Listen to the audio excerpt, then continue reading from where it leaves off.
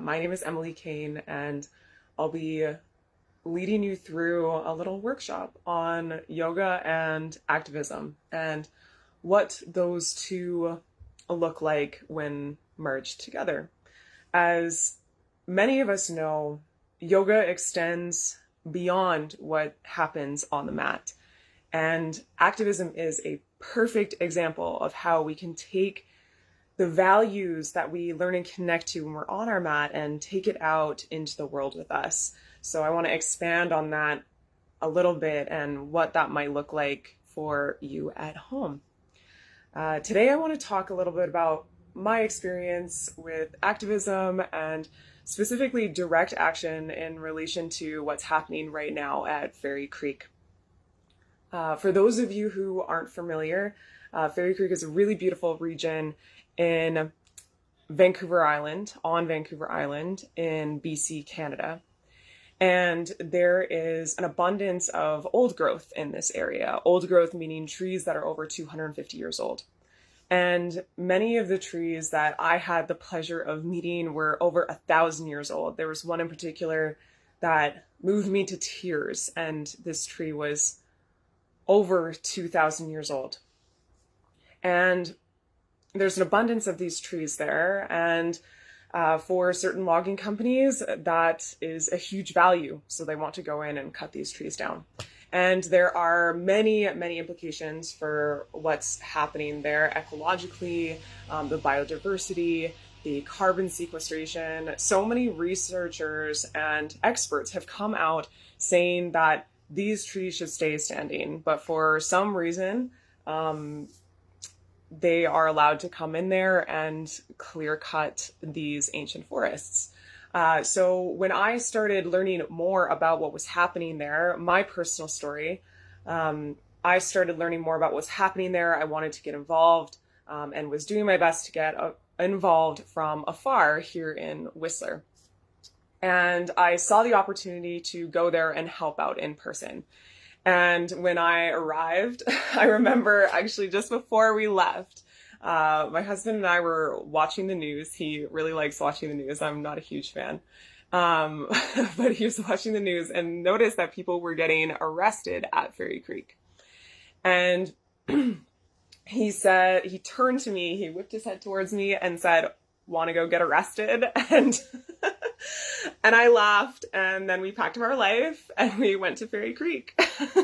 So the very first day I observed, I was a legal observer, and I watched what happened, and I videotaped what happened between the interaction between the activists and RCMP. And that was a really powerful experience, and the community that was built there was really beautiful to witness, and just the strength and integrity of everyone, and everyone sitting around the campfire telling stories. It was really amazing. And so the next day I came back with the full intention of getting arrested, and I did that day. I locked myself into the ground. I had a chain around my wrist, and my arm was in a pipe in the ground. And they had to jackhammer and dig me out of this device once I had been arrested. And some people might listen to that story and think that sounds terrifying. And from the outside looking in, it does sound terrifying. But the experience for me was actually extremely empowering. In fact, one of the most empowering, if not the most empowering moment of my life. Because I had been up the road, I had seen the clear cuts, I had seen the devastation, and I had one reporter come and talk to me while I was locked into the ground before I was extracted. And he said, some people at home looking at this might think this is really extreme. And I told him, I was like, what's really extreme is what's happening here and the ecocide that's happening. And if we don't do this, who will? Like, what's extreme is what's actually happening to these trees and not what we're doing to stop them. So when I was extracted, a lot of people thought that would be extremely terrifying to be jackhammered and dug out of this device. And for me, I meditated through the entire experience. I was very connected to my body, very connected to my breath. And it allowed me to stay fully present with what was happening. And after that experience, I stayed involved with the movement, and have been involved ever since. And so now that brings us to how you can get involved with being an activist, or doing the best you can to make a difference in the world. Hey, a couple of you who are alive. Just wanted to say hi. Hope you caught a little bit of that story about how I got arrested in direct action at Fairy Creek. Some of you might have heard about what's happening with the old growth being cut, and I put myself into a hard blockade and then was arrested. So, hello. Hi, Susie. So how you can get involved. One of the things that you want to ask yourself when considering taking direct action or being a part of activism, because activism just isn't just, getting arrested. there's so much more to it. There's many complex layers and many ways that you can help for all these really amazing causes. And as yoga practitioners, it's important for us to reflect on where our heart lies, where our truth is, and what our passions are. So for some of you, and I know for myself, obviously, environmentalism is really important to me, part of my truth, part of my tapas, my fire, that passionate energy. So for you, and I mean for myself as well, animal rights and activism, that's something important to me.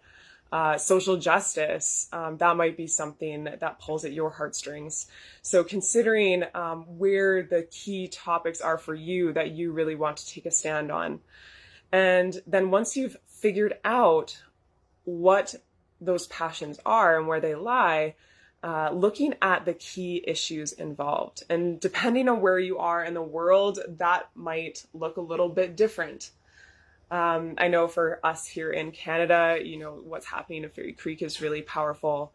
And what's happening across the world is going to be something different. I know there's a lot of protests happening abroad, and a lot of uprising and ways to get involved with that. So the best thing that you can do is to do research on what's happening, to look at different angles, to seek the truth as much as possible. I know in the situation with Fairy Creek and the blockades and the protection of old growth, that there are many different sides, and it's a multifaceted movement, and also the different perspectives on it are eye-opening. I'm someone who on the Fairy Creek Blockade Facebook page gets to moderate trolls and look at comments. And let me tell you, there are a lot of different sides, and it's really interesting and very eye-opening to see those sides. So research is extremely powerful as a tool so that you can see what the different perspectives are and understand how to inform and educate people.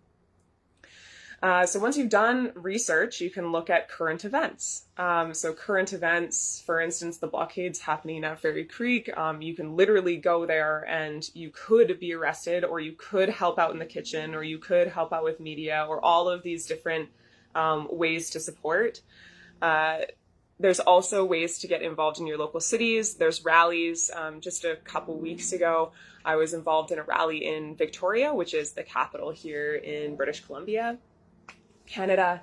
And that was really wonderful. Raising awareness, making a statement, taking a stand, getting on a megaphone and, yelling at cars and having those cars honking at you, and people realizing like this really matters, holding up signs, making the government accountable. This happened at the legislature building. So right outside where laws are passed and things happen. So doing our best to create awareness there, and to create awareness for the public as well, who, considering it's a busy area in the city too.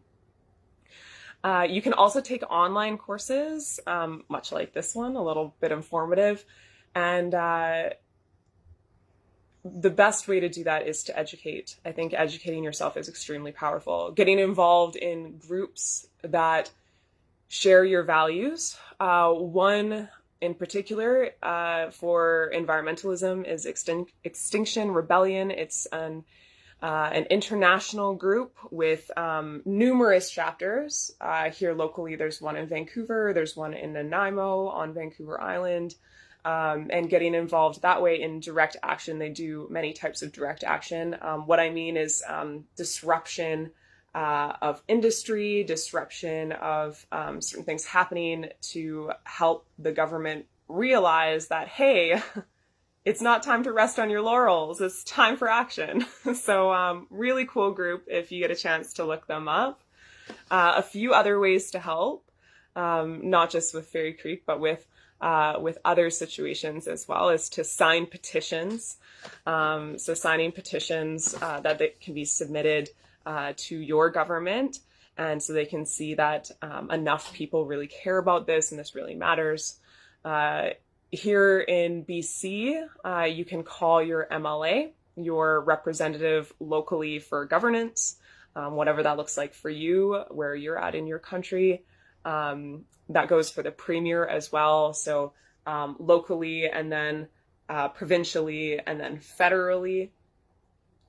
You can also donate to the causes itself. So I recognize that for myself, I am very blessed here in Whistler. My career, I am able to work remotely. I also teach yoga, as most of you know. And unfortunately, I can't do that a lot of the times remotely, although online is pretty cool that way. But I'm very lucky that I was able to take time off from my in-person work and actually be able to go there and help with this cause. I totally recognize that not everyone is able to do that.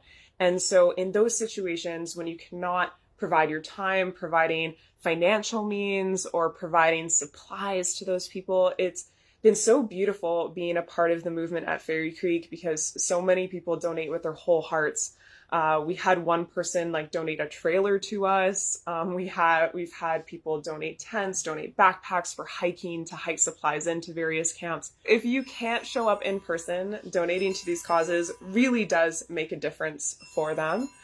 And then the last point that I have is to get involved in direct action. So I talked a little bit about Extinction Rebellion. They do a lot of direct action. There are other groups, and I'm sure there's probably groups in your area that also participate in direct action, in protests, in allyship. So getting involved as best you can that way too.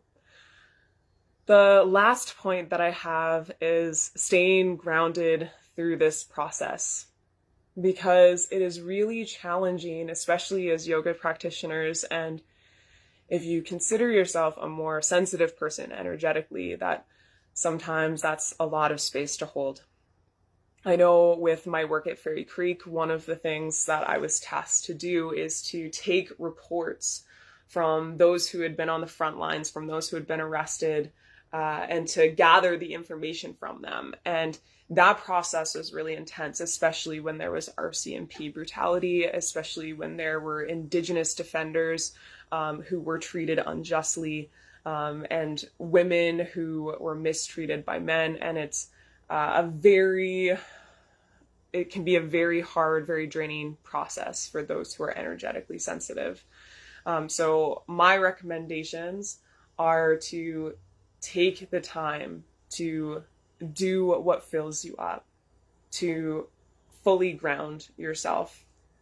For me, when I was at camp, I would take a couple hours in the morning. I loved getting up super, super early, and I would have my little chai latte. I would go meditate, and I would practice yoga. There was this long logging road, and I would clear out the rocks and throw down my yoga mat and do my practice surrounded by the beauty of the cedars and the spruce. And it was a really beautiful way to stay grounded and to prep myself for what could be a heavy day ahead. I also made sure to take walks. I would take time out when I needed to, And so for yourself, when you're feeling that sense of overwhelm, I know that it might be tempting sometimes to distract yourself with other things that might seem more relieving at the time, numbing ourselves with watching movies or, having a drink or like all of these things that seem kind of peripheral. And being honest with yourself, practicing satya, truthfulness, of what's really going to fill your cup. I think that is so important when we are taking on this very crucial and very sometimes challenging work. To seal us off, before we have a few questions, I wanted to do with you a little meditation that some of you probably already know, but is still extremely powerful to anchor you into the present, to fully experience your breath, to release judgment. So let's get into it. Sit up nice and tall. However you want to sit, it doesn't have to be cross-legged. Then set one palm over top of your belly and one palm over top of your heart. Close your eyes. Draw breath into your low belly, mid belly, upper chest, all the way into your collarbones. Exhaling, everything softens towards your spine. Inhaling, expand low belly, mid belly, upper chest. Exhale, let everything go. Continue to flow with this same intentional quality in every breath that you take.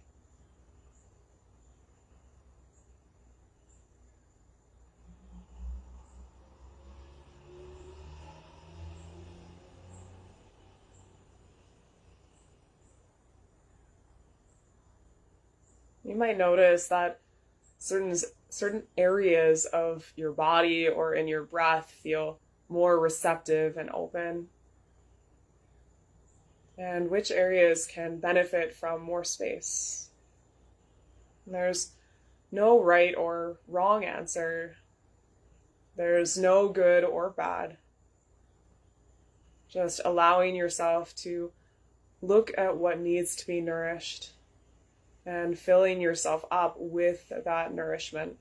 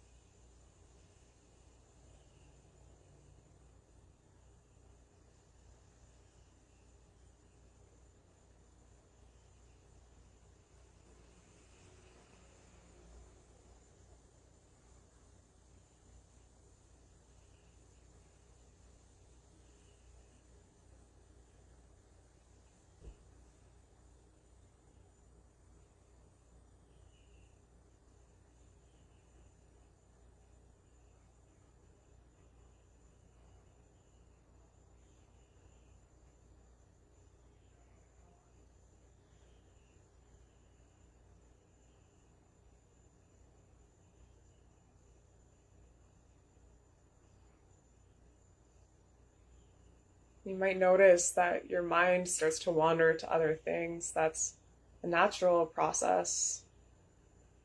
If you notice that tendency, tether yourself back to your breath, connecting back to the rise and fall of each breath that passes in and out of your body.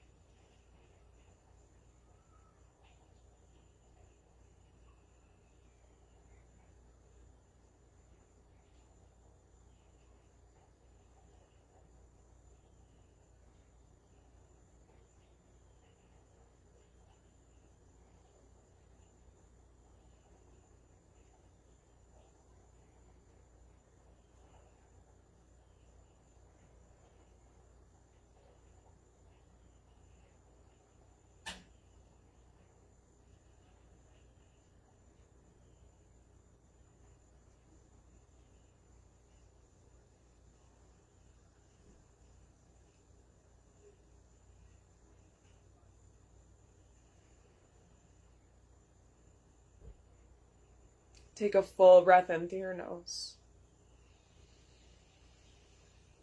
And let it fall out mouth.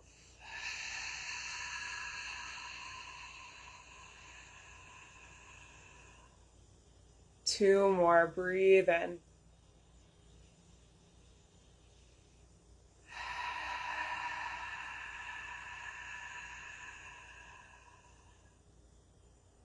Last one.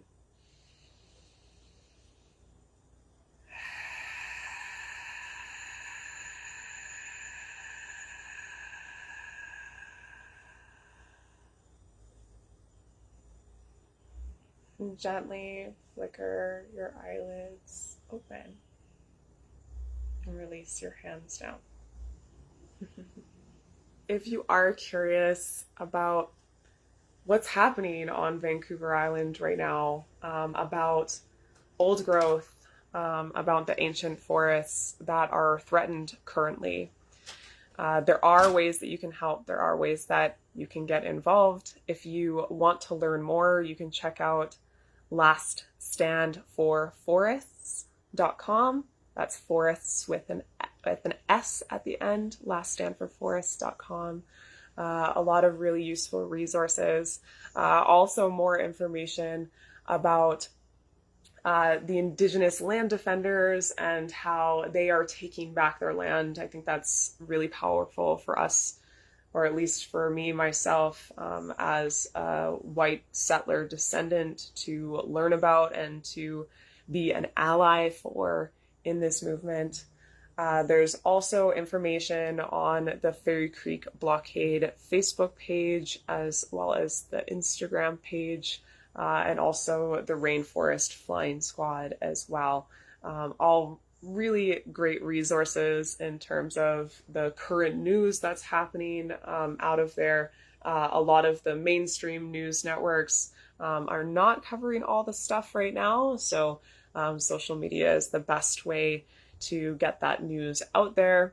And there's a few call to action specifically on the top of the Fairy Creek Blockade Facebook page in which you can take action if this is a movement that you feel called to be a part of. So thank you so much, everyone, for joining me for today. I hope that you got some good information, and I hope that this galvanizes you and stokes that fire within to get involved in everything that you're passionate about when it comes to being an activist and it comes to helping the world become a better place. Because ultimately, as yoga practitioners, that's what we want to see. Not only the internal change and creating something new and breaking down old patterns, but also sharing that with the world and uplifting the world through that. This has started to become a global movement, which is really amazing. Greta Thunberg, she also has some really good information. A video was posted recently on clear cuts in Europe, because it's not just happening here in British Columbia, it is happening around the world, and most of us are aware of what's happening in the Amazon as well, the clear cutting and devastation there. So thank you so much for tuning in, and if you have any questions, feel free to comment. I will take a look through this afterwards, or message me. I would love to hear from you. Take care.